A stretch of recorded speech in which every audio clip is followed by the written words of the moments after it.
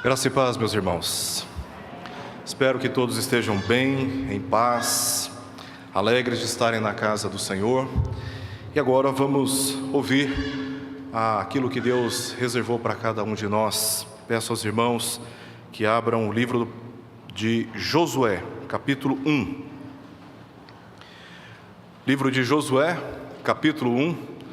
Nós leremos verso 1 ao verso 9. Os irmãos sabem, estamos dando sequência a uma série de mensagens nestes cultos matutinos durante o mês de dezembro e estamos observando um tema geral, o plano. E esta é a última mensagem desta série e já estava prevista a leitura desta passagem, Josué, capítulo 1, verso 1 ao verso 9, que diz assim: Sucedeu depois da morte de Moisés, servo do Senhor, que este falou a Josué, filho de Num, servidor de Moisés, dizendo: Moisés, meu servo, é morto. Dispõe-te agora, passa este Jordão, tu e todo este povo, a terra que eu dou aos filhos de Israel. Todo lugar que pisar a planta do vosso pé, vô-lo tenho dado, como eu prometi a Moisés.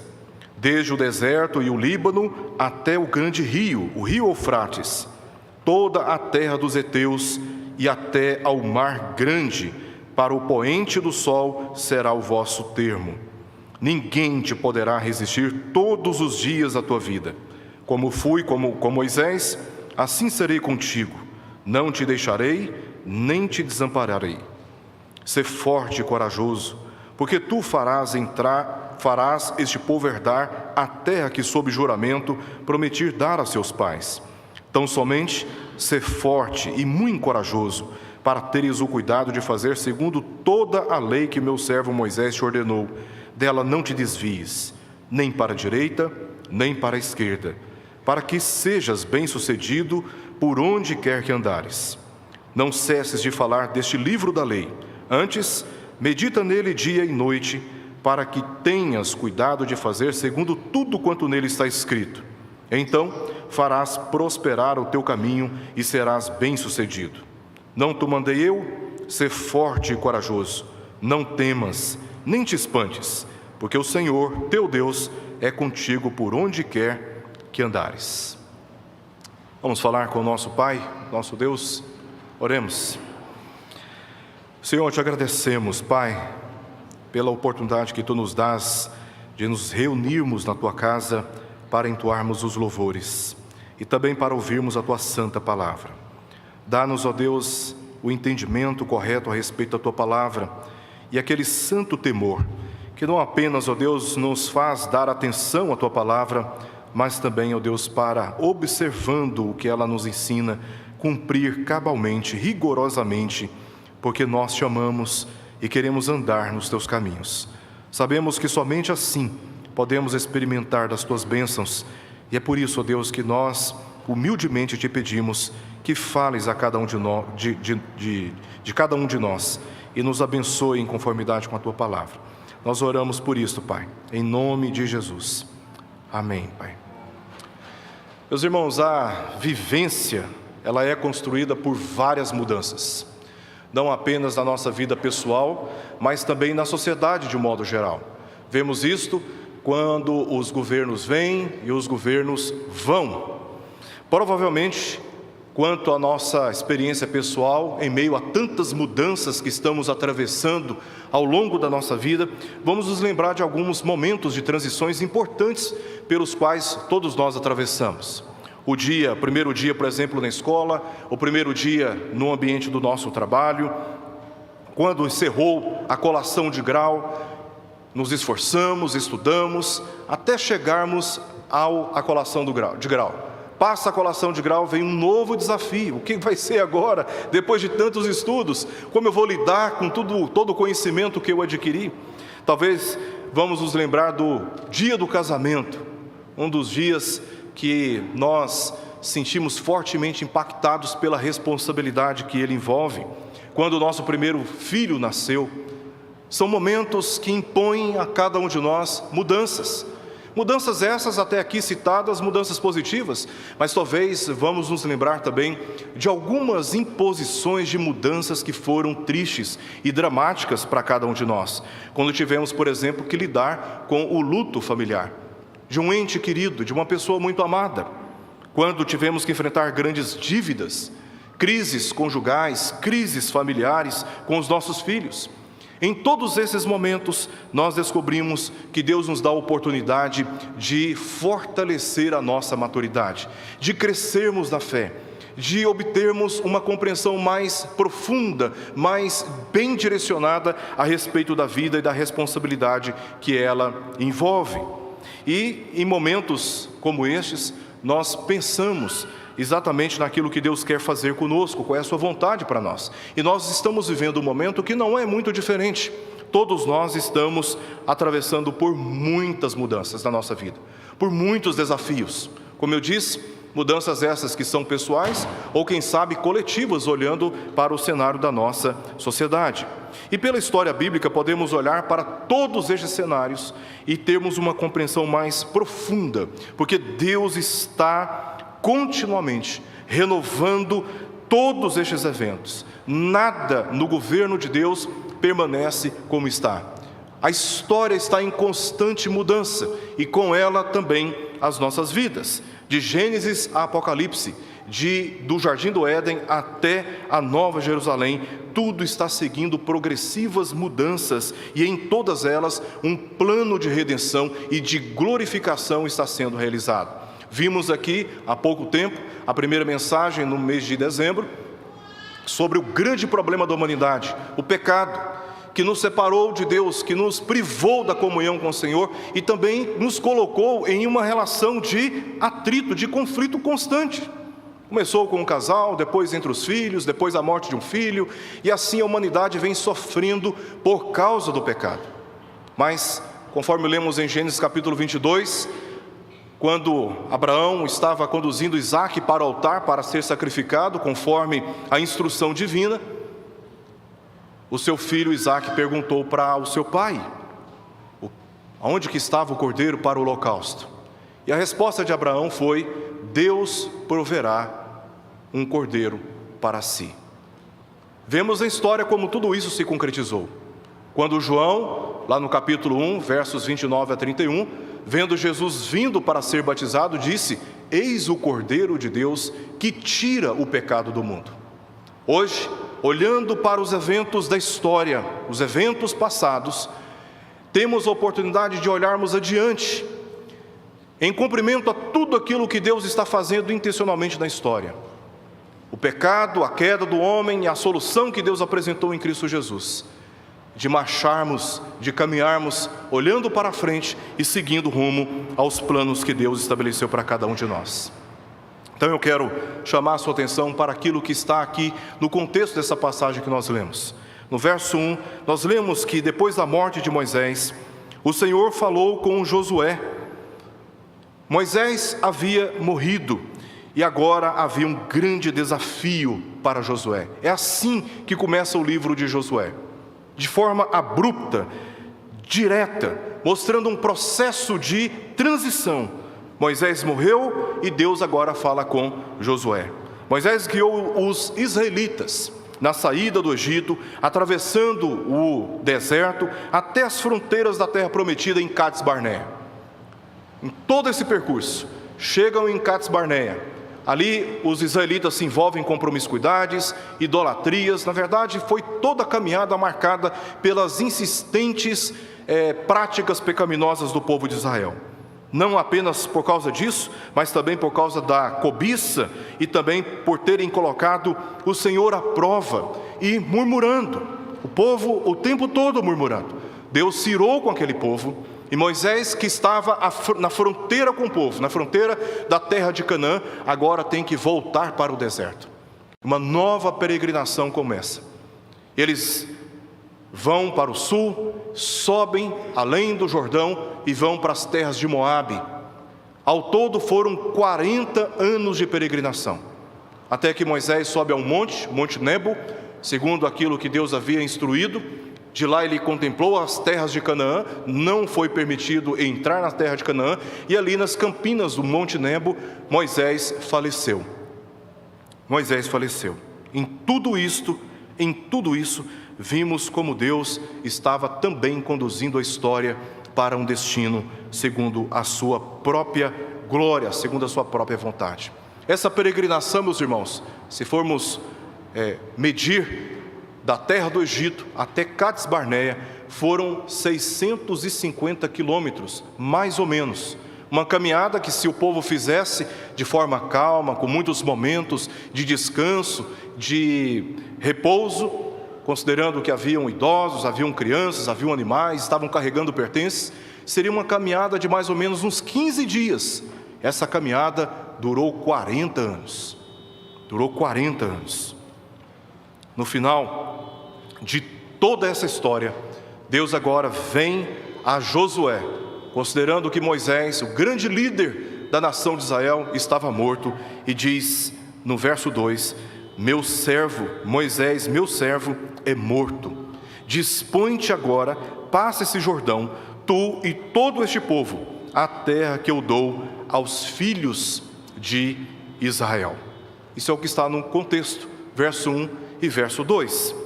As nascentes que se encontram ali na encosta do Monte Hermon, ao norte de Israel, elas enchem o rio, chamado rio não, o lago o lago da Galileia, também o Mar da Galileia, muito conhecido também como lago de Tiberíades e também lago de Genezaré.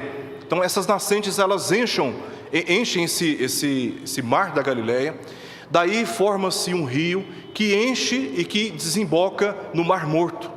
Entre esse Mar da Galileia e o Mar Morto, esse rio é chamado de Rio Jordão. E até hoje, esse rio é semelhante a um riacho.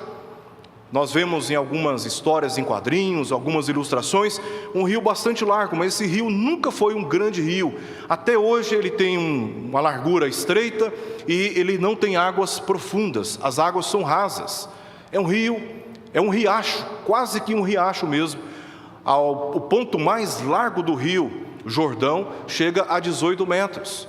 Mas o ponto, historicamente, onde provavelmente o povo atravessou rumo à cidade de Jericó, tinha talvez uns 5 metros de distância. Era quase que um riacho. Então, lendo toda esta história rapidamente, sem uma reflexão, porque Deus está dizendo para Josué: passa o rio Jordão. Dispõe-te, atravessa o rio Jordão, conduza o povo para a terra que eu prometi a Moisés. Então, lendo essa história, pode nos parecer, sem uma reflexão, que o pedido que Deus fez a Josué foi um pedido bastante simples. Bastava Josué se dispor e dizer para o povo: nós vamos seguir este rumo, e então atravessar o rio. Contudo, este não foi um desafio tão simples assim. Pelo contrário, foi um desafio demasiadamente grande para Josué. Primeiramente, olhando para o passado, porque suceder Moisés não era uma tarefa simples.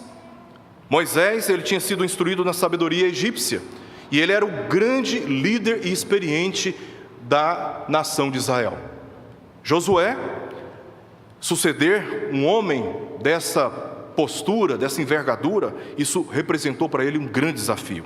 Também porque Deus falava com Moisés de forma direta e exclusivamente falava face a face, boca a boca. Quando Miriam pensou que com ela e também com outros Deus falava da mesma maneira, foi punida, porque Deus falava de um modo exclusivo com Moisés. E agora, como Deus vai falar com Josué? Também Moisés guiou o povo na travessia do Mar Vermelho, um evento histórico marcante na memória de todos os judeus até o dia de hoje. Quando Moisés estendeu a vara e, por uma ação soberana de Deus, as águas do Mar Vermelho se dividiram em 2 paredes e o povo atravessou a pé enxuto. Você vê um homem realizando, pela obra maravilhosa e soberana de Deus, um evento tão maravilhoso como este? Moisés conquistou do povo muita confiança, muita confiança. Agora, como que o Josué se vê diante de tudo isso? E mais, Moisés foi o grande legislador de Israel. Foi o grande legislador. Nós temos o Pentateuco como os livros da lei, todos escritos por Moisés. Então, olhando para o passado, suceder Moisés não foi uma tarefa simples, foi uma tarefa demasiadamente grande.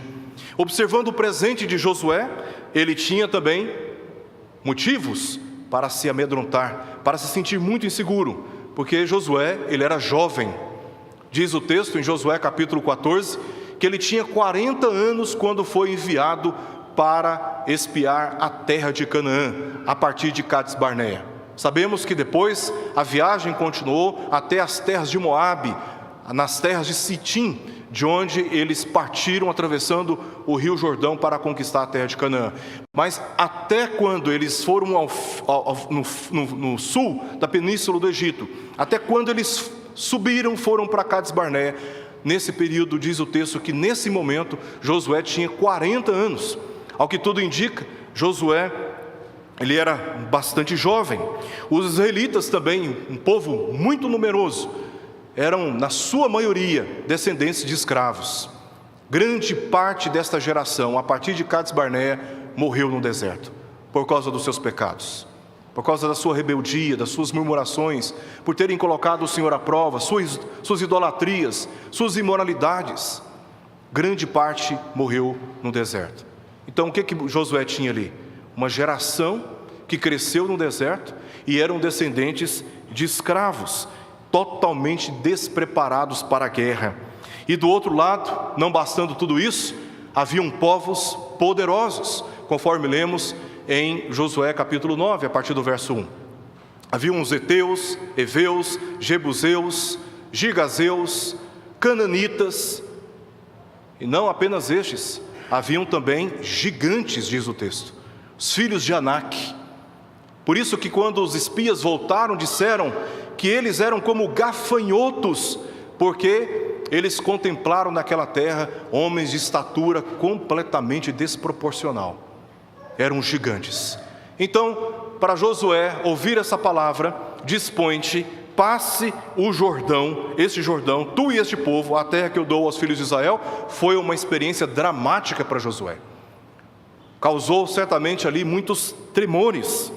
Percebamos que se tratava de uma transição profundamente complexa e que envolveu sentimentos de impotência e também de medo. Por essa razão, para que Josué conseguisse guiar o povo na conquista da terra prometida, precisaria da mesma confiança com a qual Moisés tinha para com Deus.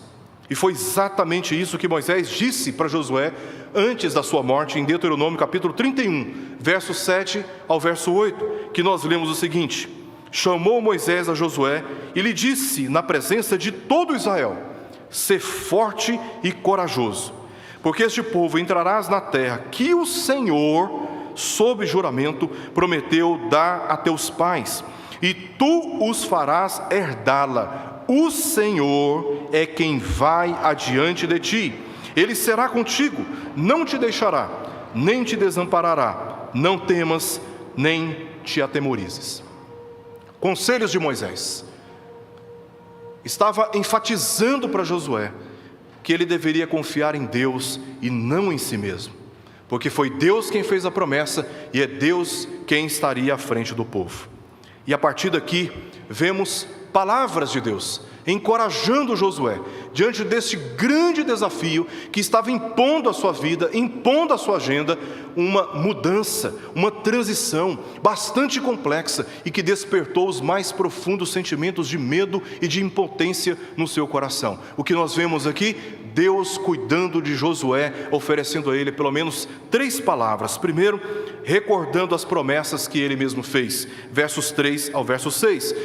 O segundo lugar, o padrão que Deus exigia, porque tudo tem a ver com Deus. As promessas de Deus, versos 3 ao verso 6. O padrão de Deus que Josué deveria observar, versos 7 ao verso 8. E por fim, a presença de Deus. Em tudo isso, Josué deveria então experimentar a confiança em Deus para cumprir aquilo que Deus estava exigindo dele. Vamos observar novamente aquilo que Deus trata com Josué, em primeiro lugar, quanto às suas promessas, versos 3 ao verso 6. Todo lugar que pisar a planta do vosso pé, vô-lo tenho dado, como eu prometi a Moisés. Desde o deserto e o Líbano até o grande rio, o rio Eufrates, toda a terra dos heteus, e até ao mar grande para o poente do sol será o vosso termo. Ninguém te poderá resistir todos os dias da tua vida, como fui com Moisés, assim serei contigo. Não te deixarei, nem te desampararei. Sê forte e corajoso, porque tu farás este povo herdar a terra que, sob juramento, prometi dar aos teus pais. Que promessas são essas que Deus está se referindo aqui? A mesma que nós lemos em Gênesis, capítulo 12. A promessa que Deus fez a Abraão. Deus prometeu mostrar a Abraão a terra. Então, Deus disse: saia da tua terra. Ele saiu do Ur dos Caldeus, a terra hoje da Babilônia, subiu, foi até o norte de Israel e depois desceu até o sul, indo em direção ao Egito. Em todo esse percurso, Deus estava mostrando para Abraão as terras que ele havia prometido mostrar. Quando chegamos no capítulo 13 de Gênesis, versos 14 e verso 15, nós lemos Deus aqui prometendo dar toda aquela terra que havia mostrado para Abraão como herança para ele. Nós lemos Deus dizendo para Abraão, dizendo o seguinte: disse o Senhor a Abraão, depois que Ló se separou dele: erga os olhos e olha desde onde estás, para o norte, para o sul, para o oriente e para o ocidente, porque toda essa terra que vês, eu te darei a ti e à tua descendência para sempre. Essa foi a promessa que Deus deu a Abraão. E como descendentes de Abraão, tendo sido libertados da escravidão do Egito, agora guiados por Moisés até as fronteiras das terras que haviam sido prometidas, Deus reafirma e garante que cumprirá esta promessa para Josué. Notemos entre os versos 1 a 6, 8 ênfases na força das promessas de Deus. Dê uma olhada novamente para a passagem que está diante de ti. Diz no verso 2, a terra que eu dou. Verso 3, vô-lo tenho dado. E aí continua, como eu prometi a Moisés. Verso 5, como fui com Moisés. E continua, assim eu serei contigo, não te deixarei, nem te desampararei. E por fim, verso 6, quando ele diz sob juramento que prometi dar a seus pais. A ênfase da passagem está nas promessas de Deus, a garantia daquilo que Deus havia afirmado para Abraão. O Senhor falou o tempo todo sobre o que Ele prometeu e o que estava para fazer. O protagonista, portanto, da história é o próprio Deus, muito mais do que Josué, muito mais. Se Josué olhasse para si, para as suas capacidades, para a sua inteligência, diante de tão grande desafio, ele não seria bem sucedido. Ele precisava contemplar as promessas que Deus fez e as garantias que Deus estava oferecendo. Cada passo dele e também do povo, cada batalha que venceria e cada terra que seria conquistada, seria resultado direto das ações de Deus. Sempre foi assim na história humana e sempre foi assim também na história da nossa vida. Todas as nossas conquistas, todas as nossas vitórias, elas foram resultado da graça e da misericórdia de Deus. Se não fosse o Senhor.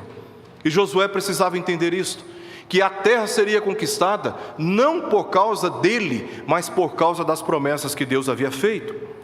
E essas promessas estão sendo reafirmadas, porque por outro lado, olhando o texto por outro ângulo, haviam muitos perigos que Josué estava correndo. O perigo, por exemplo, de desanimar, olhando para trás, sabendo que Moisés, ele foi um grande líder, que conquistou a confiança do povo, e o conduziu até as fronteiras da terra de Canaã. Mas agora, Moisés estava morto. Moisés é mencionado 6 vezes entre os versos 1 até o verso 9, pois foi uma referência pela qual Deus fez grandes coisas no passado. Talvez a mais notável tenha sido a travessia no Mar Vermelho. É muito fácil, nesses casos, olharmos para o que Deus fez e desacreditar que Deus ainda fará maravilhas. Então a notícia, o luto, o momento em que Moisés morre, para Josué seria uma experiência muito fácil de pensar, bom, agora está tudo perdido, porque Moisés morreu e nós não temos um líder como Moisés e as coisas agora vão de mal a pior. Ele tinha o risco de, olhando para trás, desanimar, mas também tinha um perigo de se acomodar. Versos 3 ao verso 4, diz o texto: de todo lugar que pisar a planta do vosso pé. Verso 4, desde o deserto e o Líbano até o grande rio, o rio Eufrates, toda a terra. Josué tinha, como diz a palavra de Deus, tinha que guiar o povo a atravessar o Jordão e tomar posse daquela terra. Se Josué ficasse parado e não atravessasse o Jordão, se ele não se movesse, se ele não agisse, se ele não seguisse em frente, pela acomodação, ele perderia a oportunidade de contemplar com seus próprios olhos as conquistas, as vitórias do próprio Deus a este povo. Então ele corria o risco de se acomodar, ele corria o risco também de desistir por causa do medo. Verso 5, ninguém te poderá resistir. Olha, você olha um povo poderoso habitando na terra de Canaã, aqueles gigantes. Talvez Josué estava se perguntando: como eu posso enfrentar tamanho desafio? Como eu posso enfrentar tamanha tribulação e provação na minha vida? Ele tinha tudo para ser consumido pelo medo, pela insegurança. E Deus está dizendo para ele: olha, ninguém vai te resistir, Josué. Porque havia um risco, ele estava envolvido por um risco de desistir por causa do medo. E ele também, verso 6, estava correndo um risco de perder a herança. Diz o texto: ser forte e corajoso, porque tu farás entrar este povo, tu farás este povo herdar a terra que sob o juramento prometi dar aos seus pais. Josué, ele tinha que se mover. A coisa está ruim, Moisés morreu, o povo está assustado, está inseguro, os inimigos são grandes, o desafio era enorme. O primeiro desafio seria a cidade de Jericó, uma cidade cananita, extremamente fortificada. Tudo apontava para a impossibilidade, tudo apontava para o pessimismo, tudo apontava para o desânimo, para o desalento, para a desesperança. Mas Josué tinha que se mover com o povo, confiado na promessa de Deus. Do contrário, não contemplaria a herança que Deus havia prometido aos seus pais. E desde o Egito, na peregrinação do povo de Israel, geograficamente, 3 regiões estavam latentes na mente do povo. Primeiro, o Egito, a própria terra do Egito, a terra que foi marcada e que na memória do povo foi marcada por um período de escravidão, de aflição. Nós lemos em Êxodo capítulo 3 que a aflição do povo era tanta que eles clamavam, e este clamor subiu até a presença de Deus, porque os egípcios estavam dobrando a carga de trabalho. O Egito lembrava o povo do tempo de escravidão, de privação de liberdade.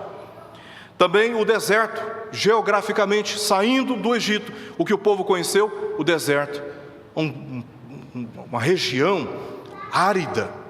Se não fosse pela presença de Deus, que estava aquecendo o povo à noite, protegendo do sol durante o dia, dando água, dando maná no deserto. Se não fosse o Senhor, porque o deserto é um lugar da improdutividade, um lugar onde você não pode ter nenhuma expectativa e nenhuma esperança de viver com conforto e com provisão. E estava diante do povo, geograficamente, uma outra terra, a terra de Canaã, a terra fértil, como diz o texto enfaticamente, a terra que manava leite e mel, porque era uma terra que tudo que se plantava se produzia dentro de um contexto maior de deserto, de aridez. As terras de Canaã eram terras férteis. Ali o povo experimentaria liberdade, ali o povo experimentaria das bênçãos de Deus. Então havia o Egito, havia o deserto e havia também a terra de Canaã. Para verem o cumprimento das promessas de Deus, ele e o povo precisavam seguir em frente, andar pela fé como Abraão e Moisés andaram. O povo chegou até aquelas fronteiras por causa dos grandes líderes do passado, promessas que foram feitas a Abraão, e como Moisés, na condução de Deus, levou o povo até a fronteira de Canaã. Agora Josué precisa passar o Jordão e tomar posse daquela terra. As promessas de Deus estavam garantindo de que esta herança pertencia aos israelitas.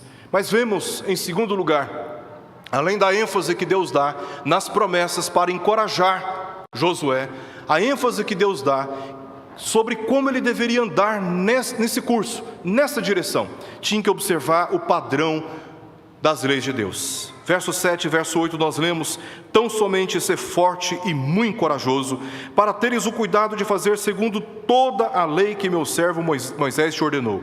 Dela não te desvies, nem para a direita, nem para a esquerda, para que sejas bem-sucedido por onde quer que andares. Não cesses de falar deste livro da lei, antes medita nele dia e noite, para que tenhas cuidado de fazer segundo tudo quanto nele está escrito. Então farás prosperar o teu caminho e serás bem-sucedido.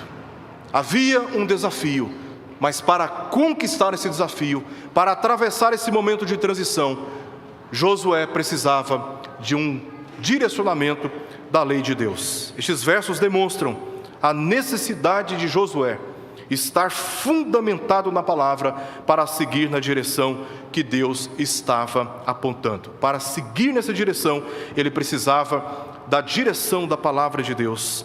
Obviamente, naquela época, Josué não tinha as escrituras como nós temos hoje.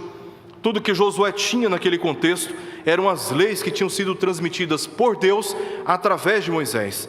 E Deus disse que para estar fundamentado nessas leis, seria absolutamente necessário para que Josué, então, nesta condição, tomasse posse da herança que Deus havia prometido. Seu encorajamento e a sua força não estavam nele mesmo. Viriam daquilo que estava escrito na palavra de Deus. Ele nutriria o seu vigor, observando, meditando e rigorosamente obedecendo a palavra do Senhor. Josué precisava fazer dessas leis não apenas um guia para as suas convicções de fé, mas também um padrão normativo para a conduta dos seus relacionamentos. É o que nós lemos, por exemplo, na síntese dessas leis, em Êxodo capítulo 20, versos 1 até o verso 17, e como essas leis, o decálogo, os mandamentos de Deus, foram repetidos depois no livro de Deuteronômio capítulo 5. Haviam preceitos relacionados ao relacionamento do homem para com Deus, e haviam preceitos que Deus havia dado para que os homens soubessem como lidar com o direito e com a realidade do próximo. Em tudo isto, havia como está na própria lei, o impulso, a condição de amar a Deus e amar o próximo como a si mesmo. Josué precisava observar essas leis, para que pudesse então, nessa condição de coragem, de fortalecimento, tomar posse da herança que Deus havia dado. Deus deixou bem claro que ele deveria conhecer profundamente as suas leis, compiladas em um livro que Moisés escreveu. Nós lemos em Êxodo capítulo 17, verso 14, por exemplo, uma das passagens que Moisés escreveu todas essas leis. É por isso que nós temos aqui a descrição sobre este livro, que fala no verso 8, não cesses de falar deste livro, quando nós temos a referência no verso 7 sobre toda a lei que o meu servo Moisés te ordenou. Todas essas leis foram compiladas por Moisés em um livro, e este livro deveria ser, como eu disse, não apenas um guia para questões relacionadas a convicções de fé, mas também para a orientação de condutas nos relacionamentos, e mais, conforme lemos aqui no verso 8, Josué deveria comunicá-las às futuras gerações. Diz o verso 8, não cesses de falar deste livro da lei. Não cesses de falar deste livro da lei. Segunda fase, segunda etapa na história do povo de Israel. É uma etapa em que, não havendo rei, Josué já estava morto, e foi um período marcado por juízes, porque houve falha na comunicação da palavra de Deus às futuras gerações. Se nós deixarmos de falar a respeito da lei de Deus, se nós deixarmos de ensinar aquilo que é óbvio para a fé às futuras gerações, essas futuras gerações pagarão um preço muito alto. E Deus aqui está prevenindo Josué que não apenas, conforme lemos no verso 7, não apenas observasse a lei, não apenas meditasse na lei, verso 8, mas também que não deixasse de falar dessas leis, de comunicar essas leis para as futuras gerações, porque as nossas crianças precisam ouvir a palavra de Deus. Se elas não forem educadas e orientadas na palavra de Deus, os nossos filhos não serão guiados pela lei de Deus, serão guiados pela lei da natureza humana. É por isso que nós temos tantos filhos desapegados da palavra de Deus, porque a rigor estamos falhando na missão, na tarefa de não cessar de falar da lei de Deus, da palavra de Deus, às futuras gerações, e de criar e de educar os nossos filhos segundo os preceitos do Senhor. Deus, Ele não disse para Josué que seria fácil. Ele disse, conforme lemos no final do verso 8, se Josué observasse os preceitos da lei, se Josué encontrasse força e coragem na meditação da palavra de Deus, observando todas as promessas que Deus fez, diz o texto que ele seria bem sucedido. E Deus não está garantindo aqui para Josué que a experiência futura dele seria uma experiência fácil, porque, como eu disse, Josué era jovem, estava com milhares de pessoas agora sob a sua liderança, descendentes de escravos e despreparados para a guerra, diante de uma terra habitada por homens poderosos. Josué teria que enfrentar muitas batalhas, muitas lutas, muitos conflitos, teria que testemunhar muitas mortes dos filhos de Israel. Não seria fácil, mas Deus garantiu a ele que herdar aquela terra, tomar posse daquela terra, seria uma realidade. Assim, tanto Josué como cada um de nós, se quisermos ser bem-sucedidos no caminho que Deus tem nos guiado, precisamos andar de acordo com a sua palavra. Olha, por exemplo, o que o salmista no Salmo 119, verso 9 diz, quanto à pureza pessoal. Como nós podemos ser bem-sucedidos? Apenas observando e seguindo a palavra de Deus. O salmista diz, de que maneira poderá o jovem guardar o seu caminho? Observando segundo a sua palavra. Quanto a discernimento para decisões e condutas, veja a importância da palavra de Deus, ainda no Salmo 119, verso 105, lâmpada para os meus pés é a tua palavra, e luz para os meus caminhos. Momentos de dúvidas, onde falta discernimento, onde falta a segurança para a tomada de certas decisões, a palavra de Deus serve como luz para os nossos pés, luz para os nossos caminhos, prazer também no coração. Salmista 119, ainda no Salmo 119, verso 11 diz, os teus testemunhos recebi-os como legado perpétuo, porque me constitui prazer ao coração. Em 1 Pedro 3,15, lemos uma das importâncias da palavra de Deus para termos esperança e também para respondermos àqueles que não têm esperança com propriedade. Pedro diz, 1 Pedro 3,15, antes santificai a Cristo como Senhor em vosso coração, estando sempre preparados para responder a todo aquele que vos pedir razão da esperança que há em vós. Josué precisava entender a importância da palavra de Deus para enfrentar aquele processo de transição, de mudança e de grandes desafios que produziram tanto temor em seu coração. Em último lugar, no verso 9, além das promessas de Deus, do padrão de Deus, vemos Deus encorajando Josué com a garantia de que Deus seria presente na sua vida. Verso 9 diz, não te mandei eu? Ser forte e corajoso, não temas, nem te espantes, porque o Senhor teu Deus é contigo, por onde quer que andares.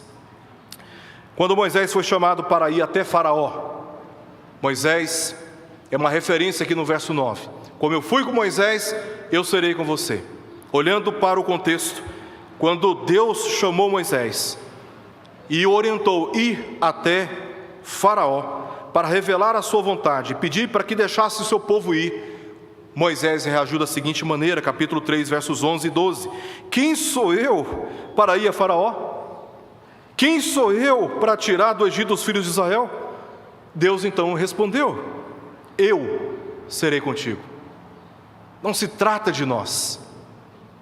Moisés, diante do desafio, sofreu a mesma tentação que Josué. Quem sou eu? E Deus disse, eu estou contigo, eu serei contigo. Era isto que Josué precisava entender. Quando Deus nos coloca diante de um grande desafio, quando temos que enfrentar uma grande provação na nossa vida, nós temos que deixar de olhar para nós e olharmos para Deus, porque somente Deus tem respostas, somente Deus pode nos dar coragem e vigor para enfrentarmos destemidamente os desafios que Ele mesmo coloca diante de nós, porque no final nós não teremos nenhuma razão para exaltarmos as nossas competências e a nossa inteligência. No final só nos bastará uma única alternativa: bendito seja o nome do Senhor, porque Ele me trouxe até aqui e foi Ele quem me sustentou e há de me sustentar todos os dias da minha vida. Josué precisava entender isso. É a presença de Deus com ele que haveria de garantir a conquista daquela terra. No verso 5, lemos que Deus deu a mesma garantia a Josué. No verso 5 do capítulo 1 de Josué nós lemos: ninguém te poderá resistir todos os dias da tua vida, como fui com Moisés, assim serei contigo, não te deixarei, nem te desampararei. É isso que Paulo fala em Romanos 8:31. Se Deus é por nós, quem será contra nós? Definitivamente precisamos deixar de olhar para nós e olharmos para Deus, contemplarmos a sua presença conosco. Quando isso acontece, nós nos descansamos, não nos tornamos imprudentes e irresponsáveis, levianos, mas nós descobrimos que é possível encontrar descanso no meio das nossas tribulações, porque Deus está conosco. É muito certo de que Josué se sentiu fraco e amedrontado diante de tão grande desafio. Todos esses sentimentos são naturais, e muitas vezes eu digo que eles são até saudáveis e prudentes, quando vem um desafio muito grande, e nós nos sentimos assim seguros, amedrontados. Isso é saudável. É saudável quando nós vamos conduzir os cânticos, é saudável quando subimos ao púlpito para pregarmos, é saudável quando somos cercados por tantos desafios e, olhando para nós mesmos, chegamos facilmente à conclusão de que nós não podemos, que nós somos pequenos, que nós somos impotentes, porque em tudo isto nós aprendemos a confiar mais em Deus do que em nós mesmos. Mas para aquilo que Deus queria fazer, através da vida de Josué, estes mesmos sentimentos precisavam ser superados pela confiança naquilo que Deus estava para fazer. Porque muitas vezes nós nos sentimos amedrontados, impotentes, inseguros, porque estamos olhando para nós mesmos. Mas quando nós olhamos para aquilo que Deus quer fazer através de nós, esses sentimentos precisam ser superados. Por isso, Josué ouviu 4 vezes: ser forte e corajoso. Olha o que diz, verso 6, ser forte e corajoso. Olha o verso 7, tão somente ser forte e corajoso. Mais uma vez, verso 9, não te mandei eu? Ser forte e corajoso. Agora, olha o verso 18, todo homem que se rebelar contra as tuas ordens e não obedecer às tuas palavras, em tudo quanto lhe ordenares, será morto. Tão somente ser forte e corajoso. Coragem, fortaleça o seu ânimo, passe o Jordão, tome posse da terra que eu dei por herança. Por isso Josué teve o que ouvir de Deus 4 vezes, de forma enfática: Josué, coragem, não é hora de chorar, não é hora de abaixar a cabeça, é hora de levantar a cabeça, é hora de se levantar, é hora de seguir na direção que eu estou dando a você, não por você, mas pelas promessas que eu fiz, pela palavra que eu dei a Moisés e pela garantia da minha presença. Levanta, seja forte, seja corajoso, em frente. Há um jargão usado muito no meio evangélico: não olhe para o gigante que está diante de você, olhe para o Senhor que é muito maior. Olhe para o Senhor que é muito maior. E Josué precisava entender isso. Essas exortações acompanharam as promessas de Deus, as leis de Deus e a garantia da presença de Deus como suficientes diante da expectativa de se conquistar o que era impossível para os planos e para as expectativas e esforços humanos. Josué teria que enfrentar inimigo após inimigo, ano após ano, ter que decidir enviar jovens, maridos e pais para batalhas sangrentas o tempo todo, além do Jordão. E tudo isso poderia minar as forças e a coragem de qualquer um. De qualquer um. Mas Deus sabia disso e se importava com Josué. Portanto, para encorajá-lo, garantiu que sua presença ao seu lado seria contínua, ininterrupta, que nunca o deixaria só, nem o desampararia, por onde quer que Josué tivesse que percorrer. Deus estaria com ele para lhe fortalecer. E ele precisava apenas compreender isso, acreditar nisso e confiar de que o sucesso, conforme nós lemos no final do verso 8, não seria resultado do seu esforço, mas da presença de Deus ao seu lado. Eu quero terminar, meus irmãos, levando-nos aqui a duas reflexões, pensando na nossa realidade, pensando na nossa experiência hoje, né? Olhamos para o passado, agora precisamos contemplar a nossa vida hoje, à luz de tudo aquilo que nós vimos aqui. Talvez você esteja passando por algumas transições em sua vida, quem sabe na sua família. Hoje é importante que você ouça a voz do Senhor para que confie somente nele. Talvez você está terminando este ano muito triste, muito abatido, tendo que enfrentar lutas demasiadamente grandes na sua vida. Nesta manhã, ouça a voz do Senhor. Confie somente nele. Essas transições podem gerar insegurança, elas podem gerar desânimo e uma visão pessimista das coisas. Mas Deus está agindo a favor dos planos dele e também está promovendo em nós maior maturidade. Se não passássemos por essas lutas que temos que passar muitas vezes, nós nunca cresceríamos, seríamos eternos infantis. Agora mesmo, antes do culto, o presbítero Alípio, no nosso momento de oração ali ao fundo, me perguntou: pastor, está tudo bem? Parece que o senhor está um pouco desanimado. Eu falei: meu irmão, eu estou animado, mas eu confesso que nessas 2 últimas semanas eu me senti muito entristecido e até desanimado. Nós tivemos que nos despedir de um irmão muito amado, Genivaldo, que eu tive muito envolvimento pessoal com ele, muito envolvimento, por causa de um AVC. Repentinamente toda aquela história e alegria dele de estar na nossa igreja foi interrompida, tendo que acompanhar de perto a viúva em luto. Exatamente 1 semana depois, tivemos que nos despedir de uma irmã muito amada, Eleni, esposa do pastor João. Foi outro baque que eu sofri. Eu confesso que nessas últimas semanas eu fiquei muito entristecido, muito abatido. E o pior, né, ou o melhor, nós temos que, entristecidos, tentar confortar quem está em luto. Então isso vai abatendo a gente. São muitos dramas que nós temos que lidar no dia a dia, na lida pastoral. São muitas incompreensões, são muitos desafios. Mas eu disse para o presbítero Alípio hoje de manhã: eu estou animado, porque em todas essas coisas nós temos certeza de que Deus está agindo. Deus está agindo, desde o Éden até a nova Jerusalém que nos aguarda. De Gênesis a Apocalipse, Deus soberanamente está conduzindo a história da nossa vida. Parece que a gente olha assim por algum instante, parece que tudo está fora de ordem, uma verdadeira confusão, parece que a história está desgovernada, mas não. Deus tem o governo e o domínio de todas as coisas, e Ele está governando. Nós podemos até não conseguir compreender perfeitamente o que está acontecendo neste exato momento, mas uma coisa nós sabemos, é que Deus está conduzindo todas as coisas. Deus fez promessas a Abraão, usou Moisés para tirar o povo do Egito, colocar até as fronteiras da terra de Canaã. Moisés morre, Deus levanta Josué, o povo entra na terra de Canaã. Deus permitiu que o povo tomasse posse. Todos aqueles inimigos, aqueles gigantes, foram expulsos, foram vencidos, e o povo dominou aquela terra.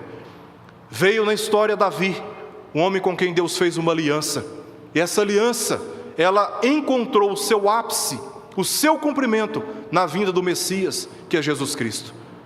E hoje estamos aqui olhando para o passado e contemplando como Deus soberanamente cuidou de cada um dos detalhes, porque tudo está debaixo do seu governo. Desde o ano passado, meus irmãos, temos lidado com uma verdadeira crise sanitária, que infelizmente alguns negam a sua existência. mas uma crise sanitária rigorosa, dramática, real, que infelizmente foi associada a interesses políticos e comerciais perversos. A maioria de nós foi obrigada a uma rigorosa quarentena. Perdeu empregos, perdeu rendas, endividou-se sobremaneira. Semana passada estava conversando com um empresário da nossa igreja e conversando com ele sobre casos que eu conheço de perto de irmãos nossos que têm negócios e que, para não ter que demitir funcionários, enfrentar tributos trabalhistas, multas trabalhistas maiores, para preservar os funcionários, teve que fazer dívidas com os bancos, e hoje estão aí na luta, tentando recuperar a sua força, a força do seu trabalho. Tudo isso aconteceu agora recentemente. Muitos de nós fomos impedidos de enterrar entes queridos sem o devido luto. Um tio meu, praticamente um pastor na nossa família, presbítero experiente, durante muitos anos, Igreja Presbiteriana Vila Moraes, Igreja do Jaó, faleceu, tivemos que nos despedir, só que nem todos poderiam ir no dia para participar da despedida e solidarizar uns com os outros. Isso aconteceu agora, recentemente, além de tantos outros problemas que nós tivemos que enfrentar por causa dessa pandemia, e pela maneira como homens perversos resolveram tratar um momento tão dramático e tão sério pelo qual todos nós tivemos que atravessar. Não menos importante, fomos privados de nos reunir na igreja para cultuarmos a Deus e ouvirmos a palavra de Deus juntos, tendo como única opção a internet, com todas as limitações que ela impõe à nossa comunhão cristã durante muito tempo. Nós temos aqui na nossa igreja irmãos muito valorosos, dentre os quais cito com muita honra o senhor Ocildes. Os irmãos devem se lembrar, no ano passado, as lágrimas que ele derramou pelo desejo de estar na casa de Deus, mas estava impedido de estar aqui. Nós fomos muito machucados, muito feridos, tendo que participar do culto pela internet, privados da ceia, privados da comunhão cristã. Tudo isso afetou dramaticamente a vida de todos nós. Como resultado, muitos hoje, quase 2 anos, de março do ano passado até este mês de dezembro, privados de todas as formas, enfrentando as mais variadas tribulações, pessoais, coletivas. Em tudo isto, em todo este tempo, muitos acabaram desanimando na fé. Muitos acabaram desmotivados no compromisso de servirem a Deus com seus dons, enquanto outros já perderam a alegria da salvação e também da comunhão com a igreja. Me lembro como antes, como era maravilhoso, a igreja cheia, as pessoas animadas. Depois dessa pandemia, temos agora um grande desafio diante de nós: recuperar o nosso ânimo, a nossa alegria de estarmos na casa de Deus, a nossa motivação de glorificarmos e louvarmos a Deus com os dons que Ele mesmo nos deu, procurando servir na igreja, cooperar na igreja, superar esses sentimentos de medo, de insegurança, de desencorajamento, mas confiados nas promessas de Deus, confiados na palavra de Deus e na presença de Deus, começarmos a seguir adiante. Acredito que Deus nos colocou em uma posição semelhante à de Josué e também de Israel, na qual temos no passado o deserto e no futuro, adiante de nós, a oportunidade de confiarmos em Deus e seguirmos adiante, mais fortalecidos e encorajados por suas promessas, por sua palavra, por sua presença, certos de que fará coisas maravilhosas no nosso meio ainda. Eu não sei o que você pensa, mas o que eu penso é que Deus há de fazer coisas maravilhosas na minha vida e na vida desta igreja ainda. Eu creio nisso, eu acredito nisso. Não sabemos o que nos aguarda no dia de amanhã. Hoje, como último domingo do ano, nós podemos fazer essa reflexão. Nós não sabemos o que nos aguarda no dia de amanhã, mas todos nós precisamos de coragem para enfrentarmos o futuro hoje. e sairmos daqui animados, sairmos daqui edificados e encorajados pela palavra de Deus. E coragem não é aquela ousadia que nós vemos em desenhos, em filmes de super-herói, mas na direção e na certeza da presença de Deus, enfrentar os desafios que estão diante de nós. Coragem é ser resiliente diante de grandes provações. Não é apenas uma tribulação, é uma sequência de provações, de lutas, de aflições. Coragem é ser resiliente, é desenvolver em Deus, nas promessas de Deus, na palavra de Deus e na confiança da sua presença, desenvolver a capacidade de nos recompor, de nos reconstruir em meio às persistentes tribulações da nossa vida. Isso é ser corajoso, é ser forte e constante no compromisso com o Senhor, mesmo quando somos os únicos em nossa família, sociedade, até mesmo na igreja. Muitos desanimados, querendo percorrer outros caminhos, mesmo que sejamos os únicos. Coragem se assume com um compromisso constante de servir ao Senhor. Meus irmãos, para terminar, não podemos deixar de refletir aqui sobre o núcleo central desta revelação. O livro de Josué começa com Josué sucedendo Moisés, que acabou de morrer. E esse livro termina 24 capítulos depois, descrevendo a morte de Josué e do sacerdote Eleazar. 3 enterros de homens muito significativos na história e neste período, os quais provam que, por mais importantes que esses homens foram na história, todos eles passaram, e assim todos os homens importantes da nossa história passam. Eles passam, é só uma questão de tempo. Isso nos induz a confiarmos muito mais em Deus, que tem governado a história. Temos que direcionar toda a nossa atenção, toda a nossa confiança, toda a nossa dependência emocional, temos que tirar do homem e colocarmos em Deus, constantemente, porque os homens passam. Josué aponta para Moisés. Ele é descrito como um servo, no verso 1 aqui do capítulo 1, como Moisés também foi descrito como servo do Senhor em Deuteronômio capítulo 34, verso 5. Josué conduziu o povo pelo rio Jordão a pé enxuto, conforme lemos em Josué capítulo 3, verso 17, assim como Moisés conduziu o povo também na travessia do Mar Vermelho a pé enxuto. Josué se encontrou com um príncipe do exército do Senhor. Assim também Moisés se encontrou com o anjo do Senhor em uma sarça em chamas e que não se consumia. Em ambos ambientes e ocasiões, assim como aconteceu com Moisés, quando Deus disse: tira as sandálias dos seus pés, porque o lugar que você está pisando é terra santa, assim também aconteceu com Josué, quando se encontrou com o príncipe dos exércitos do Senhor. Tira as sandálias dos pés, porque o lugar onde você está pisando é lugar santo.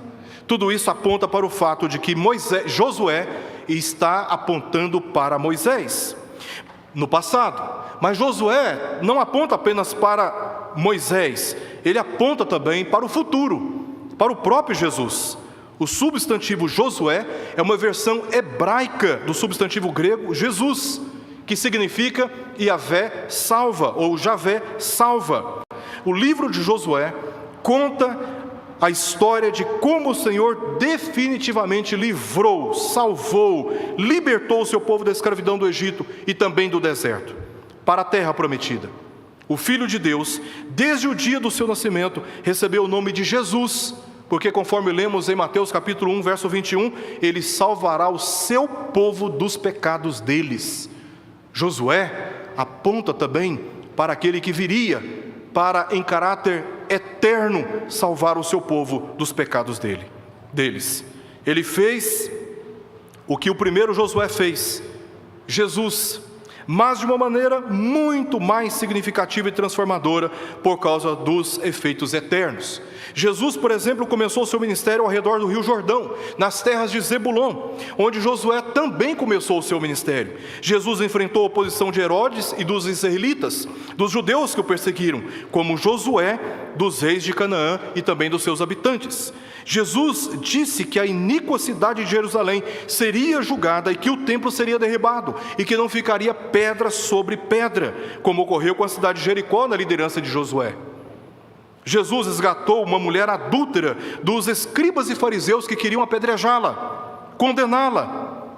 Jesus ofereceu àquela mulher perdão e a oportunidade de reconstruir a sua vida, como Josué resgatou a prostituta Raabe na cidade de Jericó. E nós conhecemos bem a história. Assim como Josué foi um guerreiro que saiu vencendo para vencer, Jesus é um guerreiro maior que sai para vencer como vencedor, conforme lemos em Apocalipse capítulo 19. E enquanto a conquista de Josué foi limitada à terra de Canaã, a de Jesus foi de trazer salvação a todos os que nele creem, para tomarem parte a herança de Deus nos céus. Jesus trouxe uma vitória grandiosa para nós. E esta é a nossa grande esperança, de um dia estarmos na presença de Deus na nova Canaã, na nova Jerusalém, na terra santa que Ele há de trazer no dia glorioso da sua vinda. E está diante de nós esta esperança. O que nós devemos fazer agora? Dispor a nossa vida confiados nas promessas, confiados na palavra e na presença de Deus, e seguimos adiante, dispostos a enfrentar o que precisamos enfrentar, os desafios que precisamos enfrentar, as transições que precisamos enfrentar, os lutos que precisamos enfrentar, certos de que no final o Senhor há de cumprir gloriosamente aquilo que desde o princípio Ele planejou, preservando-nos na sua presença para todo sempre, pois essa é a promessa que alcança cada um de nós através da sua palavra, e confortados pela sua presença, como o próprio Jesus disse aos discípulos quando ressurreto: eis que estou convosco até a consumação dos séculos. Oremos.